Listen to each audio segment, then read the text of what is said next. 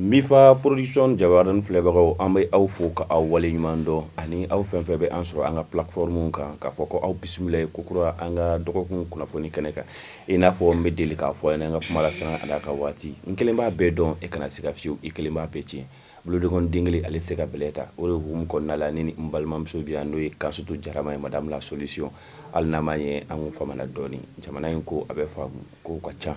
ɲɔgɔn ka ca mugu la susubaga ɲɛnɛma ta la madame la solution ça va oui ko bɛ cogo di ça va Dieu merci ko basi tɛ denbaya la an bɛ Ala tanu alhamdulillah ba an b'an filɛlikɛ jɛkulu bɛɛ lajɛlen fo o bɛ wajibi ko bisimila ko kura an ka jɛmukan kɛnɛ kan ni Ala sɔnna yani an ka don an ka kumaso kɔnɔna la an bɛ hakɛto ɲini kɛ bɛɛ lajɛlen fɛ an donna kumaso kɔnɔ yani an ka don kuma la sa yani an ka don kuma la an bɛ hakɛto ɲini kɛ bɛɛ lajɛlen fɛ n'an donna maa min gɛsi la ko k'an to deniya ye kuma la fili tɛ ban kosɛbɛ kɛ Ala kana kumaba don an da ya rabbi masha Allah ayiwa ni wagati na an bɛna don an ka kunnafoni kɔnɔ kosɛbɛ kɛ lagare an bɛ taa murujakaw fɛ yen bamanci wale tigilamɔgɔ minnu tun y'a ɲini ka bamanci wale ta k'an ka finitigilakaw sɛgɛrɛ a k'u daga yɔrɔ an ka finitigilakaw taara tatugu la han Kansutu i n'a fɔ i bɔra k'a fɔ cogoya min na ni wagati laban in na an ka finitigilakaw kɔni ta kan bɛ kunkɔrɔta ye banbaci wale tigilamaw kan hali n'a ma ye k'a fɔ ko banbaci wale tigilamaw u bɛ to ka bali ni ka jatigɛli wale ta ka an ka jamana sɛgɛrɛ Kansutu janvier kalo tile 2 ɲinan san yɛrɛ an ka finitigilakaw kɔni bɔra ni ka kunnafoni di min b'a jira k'a fɔ ko banbaci wale min kun taara ni ka murujan sɛgɛrɛ Kansutu a yɛrɛ kɛra décembre kalo tile 25 an ka finitigilakaw u ma nin ko in to a cogo la dɛ zon b'a t'a la finitigilakaw fana b'a t'a la an bɛ bali mun na kuma min na anw yɛrɛ bɛ ka an ka sɛw bɔ k'a fɔ ko an bɛna an ka sɛw du n'o ye 31 décembre ye o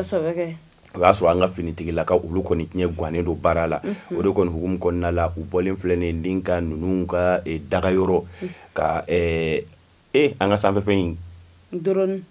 ayi n ko fa b'a la n'i y'a ye marque ma biti kan dɛ u bɛ boli de i b'a fɔ ko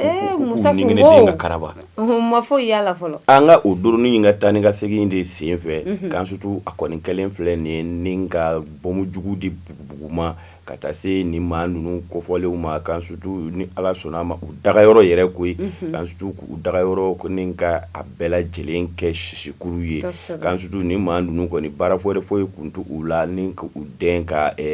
banbaci walew sɛgɛrɛ Kansutu hali o kɔni hukumu kɔnɔna la an ka finitigilakaw u ka munumunu salo kɔnɔna la u kɛlen filɛ nin ye ni ka mugu jugu jigi u ka mobilɛti dɔ n'a bɛ fɔ o ma pick-up o kɔni ni a kɔnɔmaw bɛɛ lajɛlen tora sisi la Kansutu nka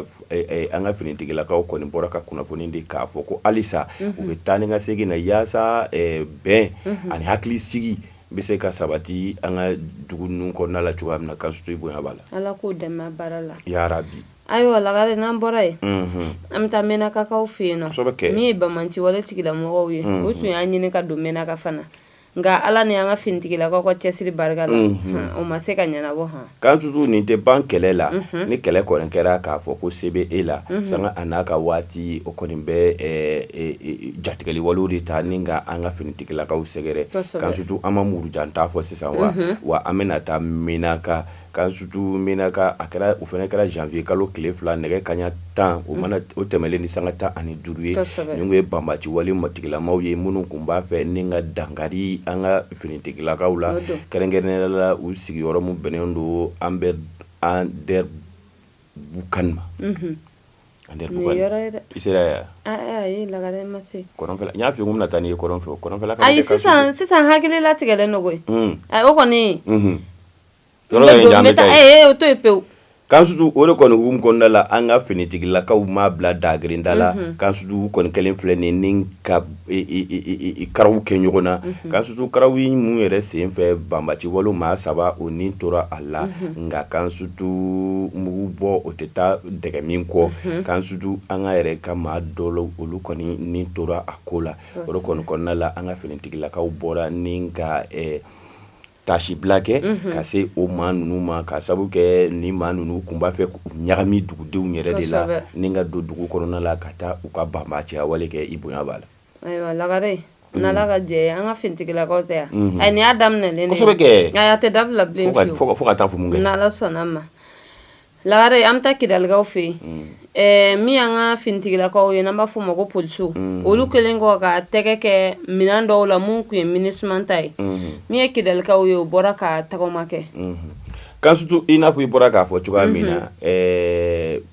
ni hakili b'a la Kidali an ka polisilaka minnu bɛ olu kɔni kun ye wili da kɛ kan surtout ka wagati dɔ yira k'a fɔ ko MINUSMA mɔgɔw bɔlen ye n'a ma ɲɛ u ye kan sigi an ka finitigilakaw ma kan surtout o wagati de kɛra maa dɔw fɛnɛ ka banbaciya wale minnu taara ka taa u ta kɛ Bafa ani Kilicɛ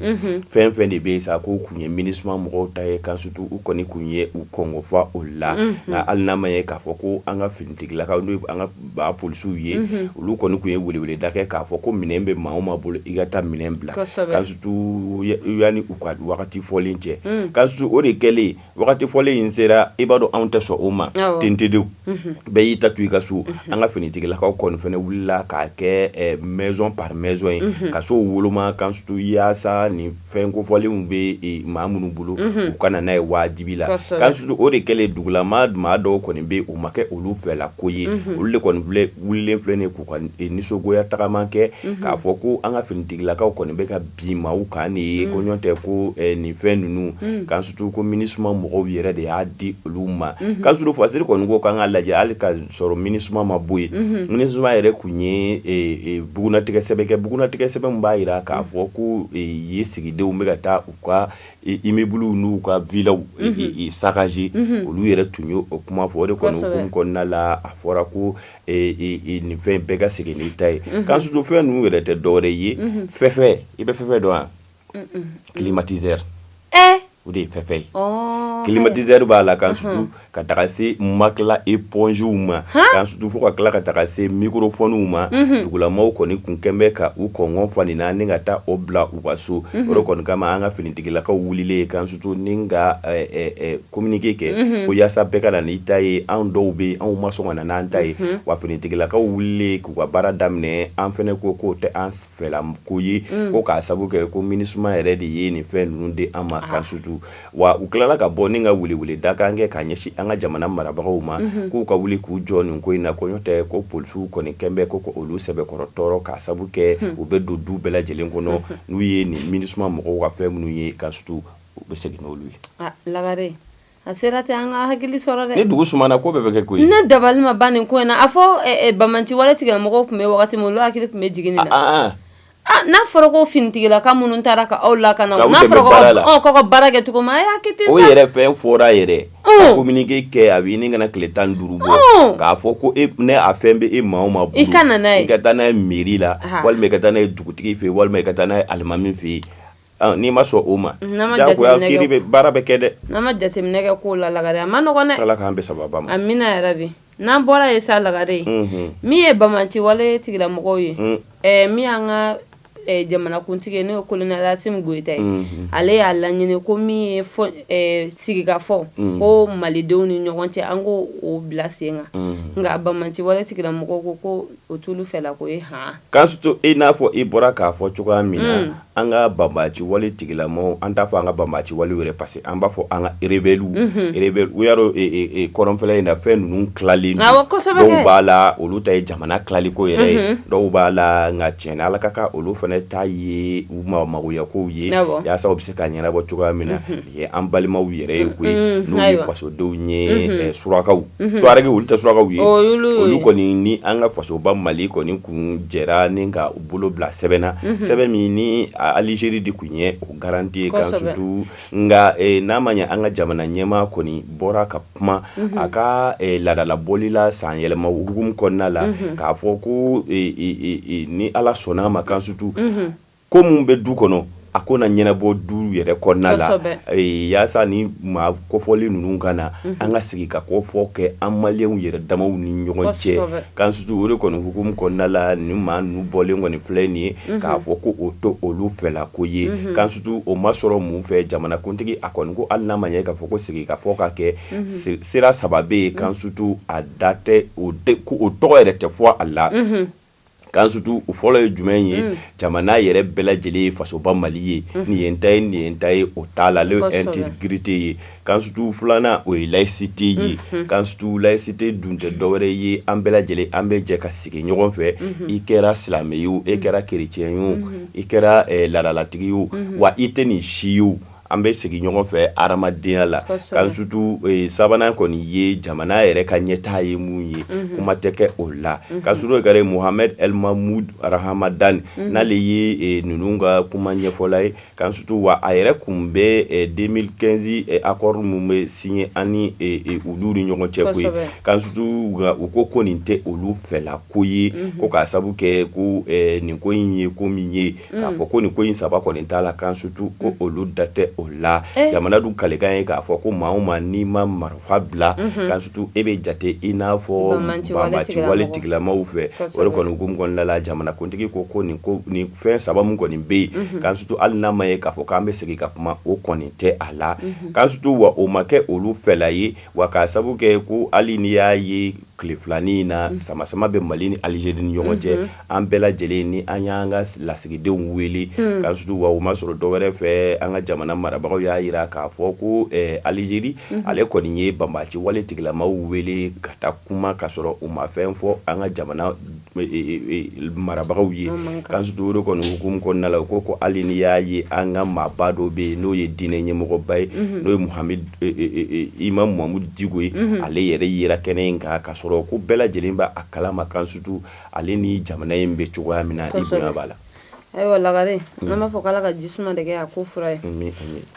n'an bɔra yen sa i n'a fɔ bɛɛ lajɛlen b'a kalama ko ka to k'i sigi bɔlɔlɔ siraw kan ka kuma bɛnbaliw fɔ o dabilalen don o hukumu de kɔnɔna la min ye an ka karamɔgɔba ye ni bɛɛ lajɛlen b'a dɔn n'o ye Banjugu Tarawele ayiwa ko mandat de dépôt dara ale kan pôle économique fɛ kan sutu i n'a fɔ i bɔra k'a fɔ cogoya min na an ka jamana ɲɛmɔgɔ a ka laadala bɔli dɔ senfɛ a delila ka nin kuma in fɔ a ko ni diinɛ ko nana diinɛmɔgɔw olu ka u se kɛ o la kan sutu ni kɛlɛ nana surasiw olu kan k'u se kɛ o la ni jagoko nana kan sutu a ko an to o fana di commerçants ma dɛ ko bɛɛ ka to i to yɔrɔ la o de kɔni b'a to fasoba Mali a bɛ kɛ bɛɛ lajɛlen hakilina ye kan sutu nka a bɛ n'a fɔ nin kuma in fɔlen a mɔgɔ caman ma a faamu k'a sabu kɛ n'i bɔra kalama an ka wajulikɛla ba dɔ bɛ yen n'o o ye Suwala Bayaya Hayidara ye hakilila ale yɛrɛ bɛ jolila nin wagati in na o kɔfɛ nin fana an ka imamu dɔ ye an den du Tarawele ka don a bɛ n'a fɔ ale ma sɔmi o ko in fɛ ale fana bɔra ni ka kuma caman fɔ kan sutu o kuma kɔni fɔlen Adama Kulubali ma fa donso a m'a bila dagerenda la a filɛ ni ka Banjugu wele alamisa don janvier kalo tile 4 ni ka taa a bila lycée ba la lala lycée ba mɔgɔw u mago bɛ wajulikɛla jɛlenw na ni a dɔw tora ka don lycée ba kɔnɔ lala cɛnikɛla caman bɛ yen olu bɛ falen wa a ma taa lycée ba la dɔwɛrɛ kama dɛ a bɛ ka maaw de su kan sutu jamana kan ka kumaw fɔ kuma minnu dangaleyama tɛ a yɛrɛ bolo an bɛ wagati min na ko sisan a bɛ lycée ba la lala e ko a ma juma yɛrɛ seli n'u ye wa ayiwa Lagare Ala ka sa o ɲuman kɛ ya Rabbi n'an ma jateminɛ kɛ tiɲɛ don bɔlɔlɔ sira kan maa kan ka kuma nka i bɛ jateminɛ kɛ i ka jamana fana ne yɛrɛ kɔni bɔlɔlɔ sira in ka fɛn min ka di ne yɛrɛ kan surtout fɛn min kan ka fɔ an ye an kan ka mun faamu o ye liberté d'expression in ye parce que mɔgɔ caman bɛ kɛlɛ kɛ ko liberté d'expression kan surtout e ko olu bɛ liberté d'expression in yɛrɛ kɔrɔ dɔn wa ɲininkali tɔ min ka n'i sigi ka fɛn fɔ fɛn ma daga ala danganiya yɛrɛ ti fɛn mun yɛrɛ e yɛrɛ y'a mɛn ten tɔ a danganiyama ti i bolo kan sutu o ye ko ye ko ɲ'a mɛn kadi yɛrɛ de da ko kadi de y'a fɔ kadi yɛrɛ de y'a fɔ n'a yɛrɛ de y'a fɔ a yɛrɛ da wa i mana kadi fana ɲininka o b'a fɔ k'ale y'a mɛn kɔɲɔkɛ surunin da ne dabali ma ban kuma bɛ taa ten tɔ bɔ tɛna kɛ ko kalama kumakanw ma kɛ kuranɛkolo ye an ka sabali dɛ walayi Ala ka sababu ɲuman k'a ye ya Rabbi Lagare n'an bɔra an bɛ taa Bajangarakaw fɛ yen kɛrɛnkɛrɛnnenya la jigi bɔnbɔn min ye banbanci wale dɔ ye o kɛra sababu ye ka denmisɛnnin maa 3 k'o bɔnna nin na n'an b'a an ka sifinnaka maa 3 olu ni tora o da fɛ k'an sutu i ko dɔngɔnɔmuso y'a fɔ a ye hakili jigi Jɛnɛba Kasonge la k'an sutu dɔngɔnɔka min ɲini kana 560 bɔ hakili b'a la an delila ka taa k'an bɛ taa publicité ɲini na o kun ye dɔngɔnɔw ye maa tɔgɔbɔlenba don n'an y'o fɔ n'a fɔ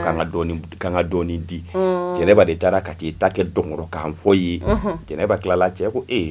k'ale kun k'a fɔ bamanankan na k'e filɛ ka ni dɔngɔnɔka mun fɔ ko ne tɛ nin mɛn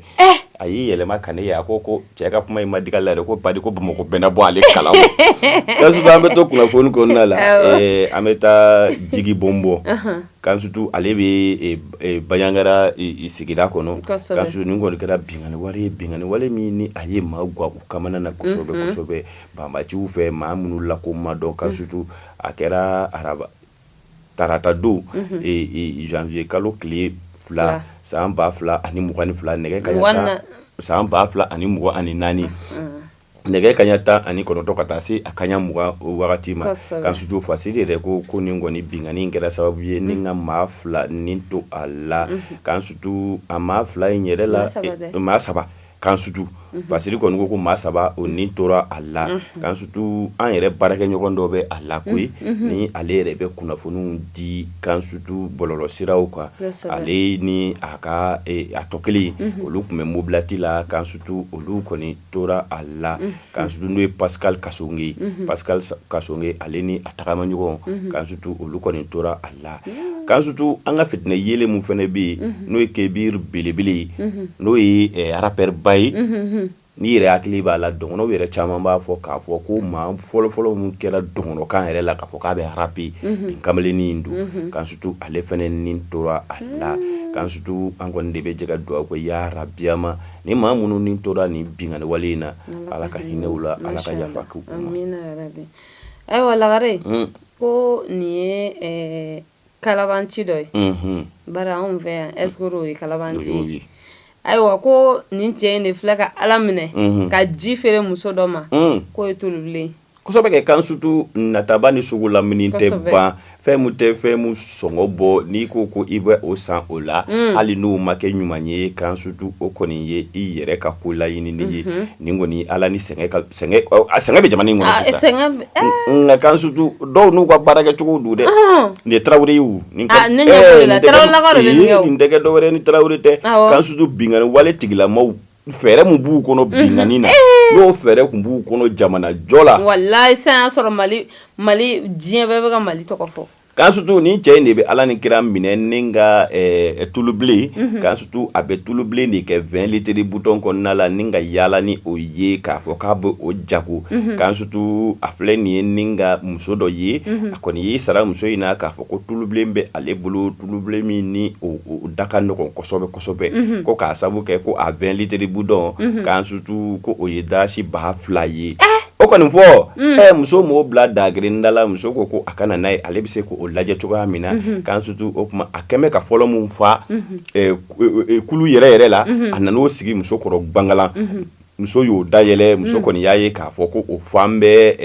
tulubilen na o muso o ma sɔn bɛɛ ka bɔ a kalama dɛ k'a sabu kɛ a sɔngɔ ka nɔgɔ kosɛbɛ ale ko k'a tɛna nin kuma in girin k'a na nin kuma in to ani feerekɛla in yɛrɛ ni ɲɔgɔn cɛ o kuma k'a kana ni bidɔn 30 yɔrɔnin kelen bidɔn 30 kansutu o bɛ taa fo sewa wari 60 ɲɔgɔnna la a kɔni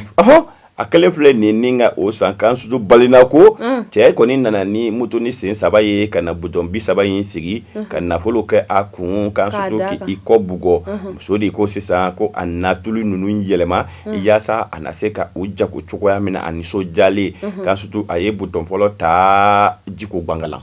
a y'o kɛrun kɛrɛfɛ a ye filanan ta jiko bangalan a y'o kɛrun kɛrɛfɛ kansutu n'a bɔra bidɔn den kelen na tulubilen bɛ mun kɔnɔ a tɔ bɛɛ a kɛlen bɛ ka tulubilen fitinin de kɛ ji yɔrɔ tulu ni ji bɛ jigin dugu ma tulu bɛ yɛlɛ sanfɛ a kɔni kɛ bɛ ka tulu fitinin de k'o kɔnɔ ni ka o fa ji la kansutu wa an bɛ ko wagati min na ko sisan a ma minɛ dɛ kamalen b'a sen kan dɛ o tuma a bɛ taa la dɔrɔn lɔgɔjɔmusow k'a k'aw cogo dɔn ni maa min ko k'a bɛ tulu kɔni feere a ma a da duman bidɔn kɔnɔ a ye fɛɛrɛ kɛ a ka tulu lajɛ dɛ. O don dɛ. Wa ni lakanabaa mun ka surun aw la a ye fɛɛrɛ kɛ a k'a ko da o tulo kan m'a fɔ n k'a bɛɛ ma ɲi dɛ nka kalabanciw olu fana donna nin ko in na sisan ka sutu i bonya b'a la. Lagare nin ko in i yɛrɛ ɲuman na taba ni sugulaminɛ tɛ nin ye kojugu yɛrɛ. Fɛn min fana tɛ 2000 bɔ. 20 litiri ko 2000. Tulu bilen yɛrɛ wa k'a bɔra an baramɔgɔw fɛ yen sigiri. Ayi o kɔni ayi ma sɔn. Ayiwa lagare ko yaasa k'an ka san 2023 kun cɛ fɛɛrɛw tigɛra yaasa min ye an ka lakana o ko bɛ se ka ɲɛnabɔ cogoya min na. Kansutu i n'a fɔ i bɔra k'a fɔ cogoya min na san 2023 o laban na Kansutu fasiri ko an ka ta k'a lajɛ ko fɛn an bɛ se ka an sɔnni sigi fɛn jumɛn kan o ye desanburu kalo tile 30 ye an ka premier ministre Burkina premier ministre ni ka taa se Niger premier ministre ma Kansutu ninnu kɔni maa ba saba u sigira ni ka kuma Kansutu wa u ka kuma ma boli foyi kan jamana saba in ni ɲɔgɔn cɛ Kansutu yaasa bolodi ɲɔgɔnma min n'o bɛ u ni ɲɔgɔn cɛ bolodi ɲɔgɔnma in bɛ se ka sinsin cogoya min na wa Kansutu sigikafɔ in a ma boli dɔwɛrɛ kan an ka jamana yɛrɛ bɛ se ka an ka jamana ninnu yɛrɛ bɛ se ka kɛ u yɛrɛ ye cogoya min na Kansutu kɛrɛnkɛrɛnnenya la n'u ye fɛɛrɛtɔn mɔgɔw ye n'an b'a fɔ olu ma ko politisiyɛnw Kansutu ka taga se lakana yɛrɛ ma Kansutu fo ka taga se kɛlɛ mun yɛrɛ binnen don an kan ni a bɛ munumunu la an ka Sahel jamanaw ni ɲɔgɔn cɛ Kansutu u kɔni taara sigi ni ka nin kuma in fɔ Kansutu wa a fɔli a kɔni taara kɛ Niger de Kansutu ni bɔra a kalama Niger an ka minisiri ninnu selen e ko dugu bɛɛ ma bɔ wa ka u kunbɛn ni ka u ka nisɔndiya yira u la wa kuma minnu fɛnɛ fɔra kɛnɛ in kan Kansutu a kɛra kuma ye kuma min ni a donna bɛɛ lajɛlen dusukun na o kuma Kansutu an bɛ Ala le deli fasidikɛla yɛrɛ y'a sɛbɛn cogoya min na yaasa bolodigi ɲɔgɔnma mun bɛ ni jamanaw ni ɲɔgɔn cɛ ya Rabi a da wulila mun kama Ala k'a ko ye Ala kana kɛ CEDEAO ye. Masha Allah. Ayiwa lagare n'an bɔra ye sa min ye an ka finitigilakaw ye e ko ma minankura sɔrɔ sa min ye an ka jamanakuntigi ye a kɛnɛ kan ale yɛrɛ kun bɛ ani maa caman Kansutu i n'a fɔ i bɔra k'a fɔ cogoya min na an kɔni bɛ kɛlɛ la sanga a n'a ka waati nka Kansutu drone kura mun nalen filɛ nin n'o tɛ a bɛ hakili jigin Bubumabɛli la ale de bɛ se nin fɛn ninnu tɔgɔ la an ma ban wa TBD Kansutu ni o ye an ka armée de l'air mɔgɔw ka kɛlɛkɛminɛ n'i ko armée de l'air o kɔni ye an ka sanfɛ kɛlɛkɛlaw ye Kansutu drone kura ni kɔni nalen de filɛ nin ye sisan an ka jamanakuntigi n'o ye colonel Asimu Goyita ye ale kɔni taara i tɛgɛ da nin kan wa ni ka a di sunɔgɔ de b'i la ni ka a di a tigilamɔgɔw ma Kansutu n'o ye Ali Buwa Jara ye Ali Buwa Jara yɛrɛ kɔni a bɔra ni ka kuma ka jamanakuntigi fo ka jamanaden bɛɛ lajɛlen fo k'a fɔ ko ni Ala sɔnna ma ni kɛlɛkɛminɛn ninnu kɔni nalen filɛ nin cogoya min na a na kɛ sabababa ye olu bolo Kansutu hali n'a ma ye k'a fɔ ni i b'a kalama an ka jamana kɛlɛɲɔgɔnya kulu min tun bɛ an ni Faransilakaw ni ɲɔgɔn cɛ an y'an bolo fa ka bɔ olu bolo an b'a bila dagiri la ni ka taa an bolo sɔɔri Irisiw bolo ka tila ka an bolo kelen sɔɔri Chinois bolo ka tila ka an bolo kelen sɔɔri Turkiw bolo Kansutu o de kɔni kɛra sababu min ni an sera ka wuli ka jɔ belebele kɛ waasa banbaci ninnu u bɛ se ka an ka jamana to an ye cogoya min na i bonya b'a la. N'Ala ka jɛ wa nin kɔfɛ wa ayi nin y'a daminɛlen de ko kura koyi. Ayiwa lagare ko nin ye parti politique dɔ ye olu wulila ka damakasi sɛbɛn don jamana ɲɛmɔgɔ kama ko ka sababuya kɛ ko u bɛ ka abus de pouvoir ta ko ka u sɛgɛrɛ Kansutu i n'a fɔ i bɔra k'a fɔ cogoya min na nin kɔni ye fɛɛrɛ jɛkulu dɔ ye n'o ye parti yɛlɛma ye le changement ni o ɲɛma o ye Musa Mara ye olu kɔni bɔlen filɛ nin ye desanburu san laban yɛrɛ ni ka dusumakasi sɛbɛn min n'u y'a don an ka jamana marabagaw ko ma u ma sɔrɔ dɔwɛrɛ fɛ k'an ka jamana marabagaw ko sisan kɔni k'u bɛ ka fanga de boli mɔgɔw ka jagoya fanga boli mɔgɔw kan Kansutu ko a ma sɔrɔ dɔwɛrɛ fɛ ni bɔra a kalama Kansutu an ka minisiri mun bɛ yen n'o o bɛ an ka dugu yɛrɛ kɔnɔna la n'o ye ministre d'État ye e b'o dɔn wa tɛ ministre d'État dɔn mun taara discours ba kɛ sa fo an bɛɛ bɔra ka taa kunbɛn Abdulaye o kɔni bɔra ni ka sɛbɛn de bɔ sɛbɛn min ni a bɛ kɛmɛ ka an ka mairilakaw ni a ye mairie caman datugu kɛrɛnkɛrɛnnenya la kan surtout commune kati mairie o bɛ o la kan surtout o commune kati mairie o dun ɲɛlen don maa min fɛ o ye parti yɛlɛma maa dɔ ye kan surtout kɔni hukumu kɔnɔna la fasirikɛla kɔni ko parti yɛlɛma ma ni bila dagirenda la a kɔni bɔlen filɛ ne ka dama kasi sɛbɛn don yaasa nin ko in bɛ se ka dɔn cogoya min na ko k'a sabu kɛ Adama Berete ale ye parti yɛlɛma ka cɛ jolenba dɔ ye ale de fɛnɛ kun bɛ nin commune in kunna kan surtout ko abu yɛrɛ sɔrɔla mun fɛ fasiri kɔni ko Abdoulaye Diop kɔni ko nin kuma in bɔra conseil des ministres yɛrɛ de yɔrɔ ni ka a bila sen kan kan surtout ko o ma sɔrɔ dɔ wɛrɛ fɛ ko yuruguyurugu kɔni cayalen don ni miiriw la o de kɔni kama u kɔni filɛ ni ka fɛɛrɛ kɛ ni ka olu datugu nka jamana parti yɛlɛma ale kɔni a ka dama kasi sɛbɛn don k'a fɔ ko jamana kɔni kɛn bɛ ka u ta kɛ jagoya fanga de ye sisan kan surtout i bonya b'a la. Lagare na ko in k'an ka jateminɛ kɛ ɲɔgɔn fɛ kosɛbɛ kɛ ni min t'i ɲa fana kuma dɔw la o fana ka o ka kɛ maa kɔni tɛna baga maa tɛ yen ka t'i ka yɔrɔ datugu tɛ yen an bɛɛ bɛ nin ko ninnu kalama i kuma cogo dɔn dɛ sisan bɔlɔlɔ ko ninnu a ma nɔgɔn dɛ a ma nɔgɔn o de tun bɛ k'a fɔ ayiwa ala ka sababu ɲuman k'an ko la ayiwa Lagare n'an bɔra yen sa Lagare min ye anw yɛrɛ kumakɛlaw anw ka so ye ni o ye maison de la presse ye ani procureur kan ka kumalasigi kɛ yaasa min ye ko cybercriminalité bɔlɔlɔ sira kan a ko bɛ se ka ɲɛfɔ cogoya min na maaw bɛ se ka faamuyali kɛ cogoya min na yaasa dɔ bɛ bɔ minɛli na maaw ka faamuyali kɛ i n'a fɔ i bɔra k'a fɔ cogoya min na nin ko in bɛ kɛ koba ye ko min ni a nafa bɛ bonya kosɛbɛ k'a sabu kɛ kan surtout bɛɛ lajɛlen jɔrɔlen don an t'a dɔn k'a fɔ an yɛrɛ kan ka mun fɔ bilen o de kɔni hukumu kɔnɔna la maison de la presse kɔni kɛlen filɛ nin ye ni ka barolasigi boloda barolasigi mun n'a bɛ kɛ janvier kalo tile 10 kan surtout a bɛ kɛ nɛgɛ kanɲɛ 10 wagati maison de la presse yɛrɛ la o tuma kan surtout wele bilalen don an bɛɛ lajɛlen ma e ye journaliste ye e ye blogueur ye kan surtout e yɛrɛ webu de bɛ e bolo k'a fɔ ko i b'a fɛ ka nin ko ninnu dɔn cybercriminalité yɛrɛ a bɛ mun kan yan kan ka an kɛ cogoya jumɛn i man ka ka tɛmɛ cogoya jumɛn kan kan surtout o tuma ni ala sɔnna a ma an bɛɛ lajɛlen an ka ɲɔgɔn sɔrɔ ye nin kalo in tile 10 kan surtout maison de la presse la nɛgɛ kanɲɛ 10 wagati yaasa ani procureur bɛ se ka baro kɛ cogoya min na o bɛ a to an yɛrɛ bɛna ko caman faamu an kumacogow la kan surtout hali n'a ma ye k'a fɔ ko de b'an ka bi kunnafoniw kuncɛ. Ayiwa Lagare an bɛ foli kɛ an filɛlikɛ jɛkulu bɛɛ lajɛlen ko nin bɛ dan sigi an ka bi kunnafoni na ni ala ma olu ni anw ka jɔnya jɔ an na an bɛ ɲɔgɔn sɔrɔ kari wɛrɛ ka kunnafoni d'u ma laadiriya la.